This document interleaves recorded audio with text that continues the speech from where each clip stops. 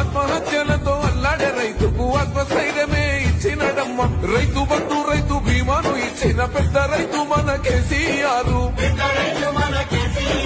ప్రాజెక్టులెన్నో కట్టినడమ్మ, పంట పొలాలను తడిపినడమ్మ. మిషన్ కోకతీయతో ఊరి చెరువు మత్తడి పారి తీర్చింది కరువు. తొలగించినాడు రకండ నీళ్లు, ఇంటింటికి వచ్చే నల్ల నీళ్లు.